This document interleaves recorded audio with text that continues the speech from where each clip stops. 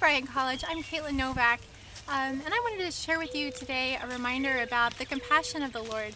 And I have my little friend here to illustrate the way that the Lord looks at us. So the other day, I took a break from teaching online piano lessons to step outside and grab the mail. And as I did so, I noticed that one of our sheep had given birth. And at first I thought it was just twins, but as I got closer, I saw a third little lamb that had stumbled away from its mama and got entangled in our electric fencing.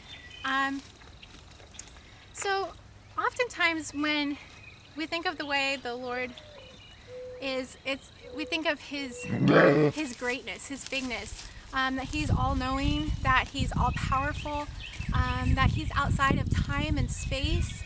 And it can be easy to forget that He can sympathize with us in whatever we're going through. So when I came upon that lamb, not for 1 second did I think about that lamb. Wow, if I was in that situation, I could have gotten myself untangled from that fence super easily. You know, he's only a couple feet away from his mom.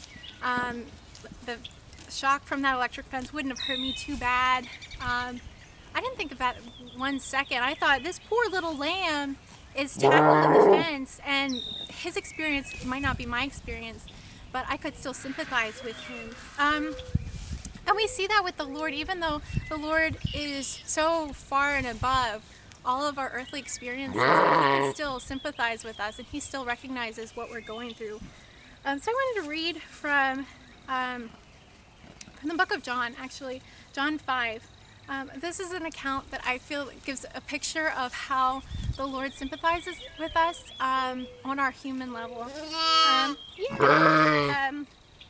So John 5, chapter 2 through 5 reads, "Now there is in Jerusalem by the sheep gate a pool which is called in Hebrew Bethsaida, having 5 porches.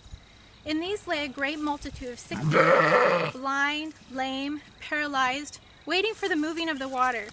For an angel went down at a certain time into the pool and stirred up the water. Then whoever stepped in first, after the stirring of the water, was made well of whatever disease he had.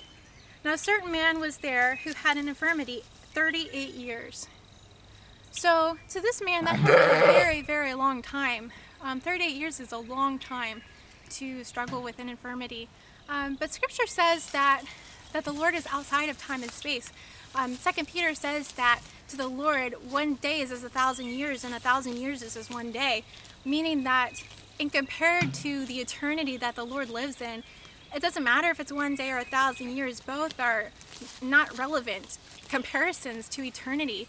And yet the next verse in John really strikes me as amazing, because it says, when Jesus saw him lying there and knew that he had been in that condition a long time.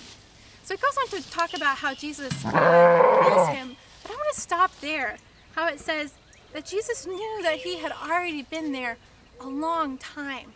So Bryan College, when you're struggling with the things about these circumstances that seem like we should be able to get over them and move on, like being stuck at home for weeks, or not getting the graduation that we wanted to, or whatever the problems that we're struggling with right now, when we think that the Lord can't relate to them, that He's so far above these situations that He can't sympathize with our struggles, that's so not true.